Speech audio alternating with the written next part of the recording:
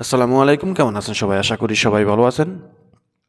আমরা যারা সৌদি আরবে থাকি আমাদের জন্য একটা দুঃখের একটা সংবাদ, যা সৌদি মানব সম্পদ মন্ত্রণালয় থেকে ঘোষিত এবং সৌদি গেজেট থেকে প্রকাশিত। এই তথ্যটা অনুযায়ী সৌদি আরবে হাজার হাজার প্রবাসীরা কাজ হারাবে, ইকামা রিনিউ করতে পারবে না। ইকামা রিনিউ করতে গেলে অনেক ঝামেলা হবে।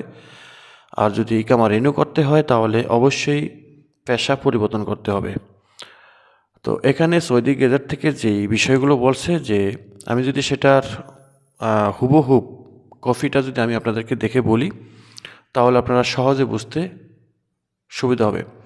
এখানে জেনারেল ম্যানেজার পদটি কেবল শুধু সৌদিদের মধ্যে সীমাবদ্ধতা থাকবে, অর্থাৎ আপনার ইকামাতে, যাদের ইকামাতে জেনারেল ম্যানেজার লেখা আছে তাদের, এবং তাদের যে পেশা, এই পেশাটা পরিবর্তন হয়ে যাবে এবং সেটা অলরেডি কিউআ প্ল্যাটফর্ম থেকে মানব সম্পদ মন্ত্রণালয় উঠিয়ে নিয়েছে। শুধু এই একটা পেশা নয়, এর সাথে আরও কয়েকটা পেশা আছে, আমি ধীরে ধীরে বলবো। তো এখানে হেডলাইনটা দিছে সৌদি গেজেট থেকে যে সৌদি আরবে জেনারেল ম্যানেজার পদ একমাত্র সৌদিদের জন্য সীমাবদ্ধ থাকবে। কিউআ স্পষ্ট করে বলছে এই কথাটা, কিউআ থেকে সেটা কিন্তু বলা হয়েছে। আরও বিস্তারিত বলছে যে মানব সম্পদ মন্ত্রণালয় আওতাধীন কিউআ প্ল্যাটফর্ম প্রবাসীদের জন্য তাদের রেকর্ড থেকে জেনারেল ম্যানেজার পেশাটি সরিয়ে দিয়েছে। তাদের ইকামা বা তাদের যে পেশাটা, আমরা বিভিন্ন প্রতিষ্ঠানে জেনারেল ম্যানেজার হিসাবে কাজ করতে পারতাম, তো সেই পেশাটা এখন আর আমরা ব্যবহার করতে পারবো না এবং সেই কাজটাও আমরা করতে পারবো না। এই কাজটা একমাত্র সৌদিদের জন্য অন্তর্ভুক্ত করা হয়েছে। এই কাজটা একমাত্র সৌদিরাই করতে হবে এখন থেকে, সেটা অলরেডি কিউআ থেকে সরিয়ে দিয়েছে। এখন এই যে জেনারেল ম্যানেজার, এই পেশাটা আপনার যদি ইকামাতে থাকে তাহলে ইকামা রিনিউ করতে গেলে সেই পেশাটা আপনাকে অবশ্যই চেঞ্জ করতে হবে, ঠিক আছে?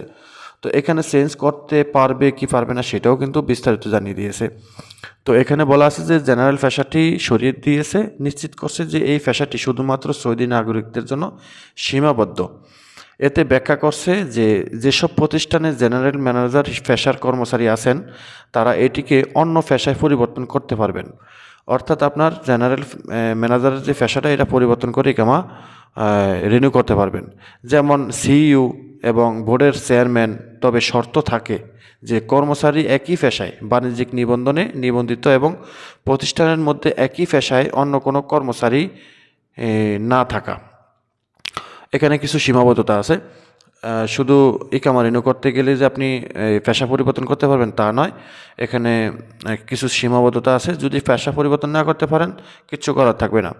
কিউআ প্ল্যাটফর্ম প্রবাসী কর্মীদের জন্য নির্দিষ্ট কিছু পেশা পরিবর্তনের পরিষেবাও স্থগিত করছে। শুধু জেনারেল ম্যানেজার নয়, এখানে আরও কিছু পেশা পরিবর্তন করছে।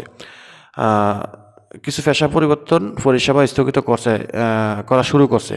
এই পেশাগুলোর মধ্যে সবচেয়ে উল্লেখযোগ্য হলো জেনারেল ম্যানেজার এবং বিক্রয় প্রতিনিধি, মার্কেটিং বিশেষজ্ঞ এবং ক্রয় ব্যবস্থাপনা। তো এই যে চারটা অপশন, এই চারটা অপশন কিউআ থেকে তুলে নিছে, ঠিক আছে? তো কিউআ থেকে তুলে নিছে কি কি?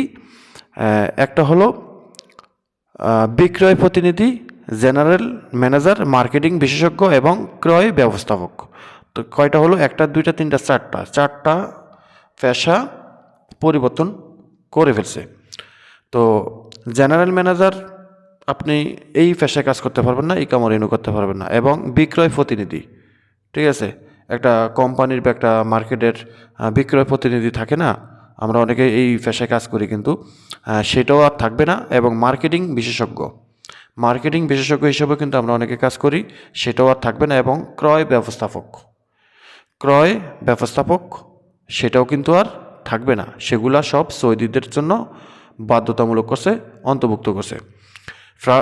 আরও বলা আছে প্ল্যাটফর্মের সাইটে কর্মীদের পেশা পরিবর্তন করতে ইচ্ছুক প্রতিষ্ঠানগুলির জন্য একটি বার্তা প্রদর্শিত হচ্ছে। দুঃখিত, কর্মচারীর বর্তমান পেশা পরিবর্তন করা যাবে না। প্ল্যাটফর্মটি স্পষ্ট করে জানিয়েছে যে যখন এই বার্তাটি প্রদর্শিত হয় তখন সেই পেশা থেকে অন্য পেশায় পরিবর্তন করা সম্ভব নয়। অর্থাৎ প্রতিষ্ঠানগুলির জন্য একটি বার্তা প্রদর্শিত হচ্ছে যে দুঃখিত। দুঃখিত একটা শব্দ আসবে, অর্থাৎ কর্মচারীর, এটার অর্থ হলো বুঝতে হবে যে কর্মচারীর বর্তমান পেশা পরিবর্তন করা যাবে না। প্ল্যাটফর্মটি স্পষ্ট করে জানিয়েছে যে যখন এই বার্তাটি প্রদর্শিত হয় তখন সেই পেশা থেকে অন্য পেশা পরিবর্তন করা সম্ভব নয়, অথবা এর বিপরীত হতে পারে। শুধু যে এটা হবে তা নয়, এটার বিপরীত হতে পারে।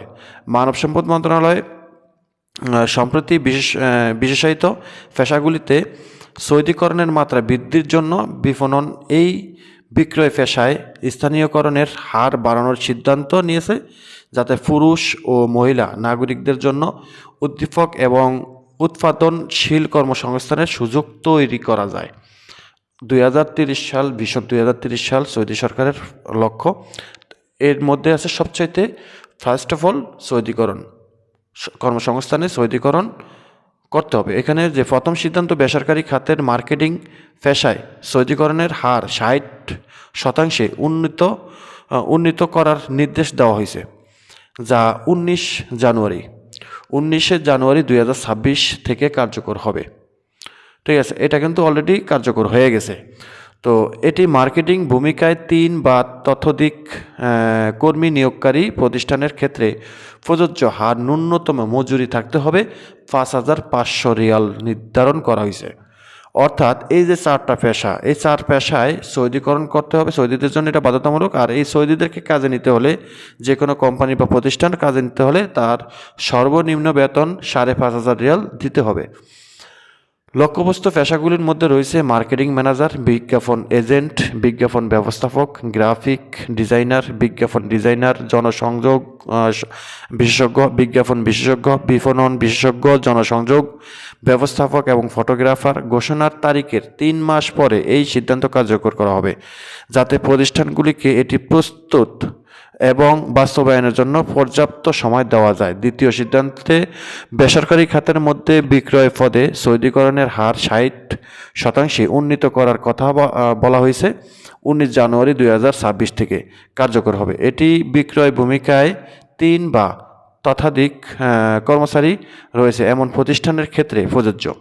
অর্থাৎ এটি বিক্রয় ভূমিকায় 3 জন অথবা তার বেশি কর্মচারী রয়েছে এমন প্রতিষ্ঠানের ক্ষেত্রে প্রযোজ্য হবে। ঠিক আছে, লক্ষ্যবস্তু পদগুলির মধ্যে রয়েছে বিক্রয় ব্যবস্থাপক, খুচরা বিক্রয় প্রতিনিধি, পাইকারি বিক্রয় প্রতিনিধি, বিক্রয় প্রতিনিধি, আইটি এবং যোগাযোগ সরঞ্জাম বিক্রয় বিশেষজ্ঞ এবং মালবাহী ব্রেকার। তো এই ঘোষণার তারিখে 3 মাস পরে এই সিদ্ধান্ত কার্যকর হবে, যাতে লক্ষ্যবস্তু প্রতিষ্ঠানগুলিকে প্রয়োজনীয়তা পূরণ করতে এবং সৌদিকরণ লক্ষ্য অর্জনের জন্য সময় দেওয়া হয়। অর্থাৎ মানব সম্পদ মন্ত্রণালয় যে এই সিদ্ধান্তটা নিয়েছে, এই পেশাগুলো কিন্তু কিউআর প্ল্যাটফর্ম থেকে উঠিয়ে নিয়েছে এবং এটা কিন্তু এখন থেকেই কিন্তু বাস্তবায়ন হবে না। যদিও জানুয়ারির 19 তারিখ থেকে সেই কার্যক্রম চালু হয়েছে, তবে যে সকল প্রতিষ্ঠানগুলো আছে, যাদের প্রতিষ্ঠানে আমরা যারা প্রবাসীরা আছি এই পেশাগুলো যাতে পরিবর্তন এবং তাদেরকে